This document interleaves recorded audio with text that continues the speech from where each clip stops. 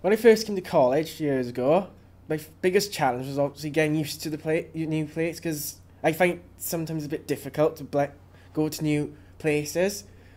It took me a while, but I did eventually blend in. Luke is an excellent student, and what I'm most impressed about Luke is he's got Asperger's. However, he seems to overcome it, and he's getting stronger and stronger. This year's probably the first year I officially don't have any support. So I managed to do well. The work he produces is of the highest standard.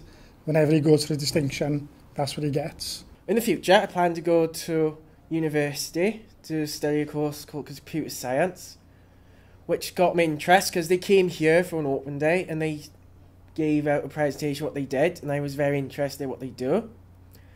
And that's why I applied for it, because I'm really interested in what they offer.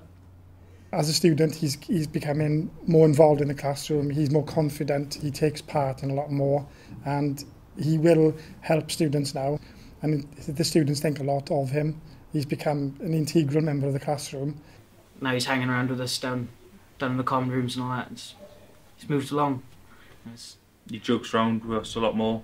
Yeah, it's like every morning he will come into common room all one by one, and then Luke's one of the first ones there. And he's like, he'll be the first one talking, and he won't stop until the end of the day. No, he was definitely. It's nice to be around. Yeah.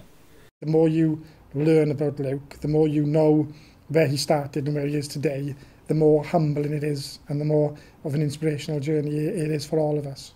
It's a big reward, I know that. I'm a bit shocked. Well, I'm shocked. And don't know what to say about that, really.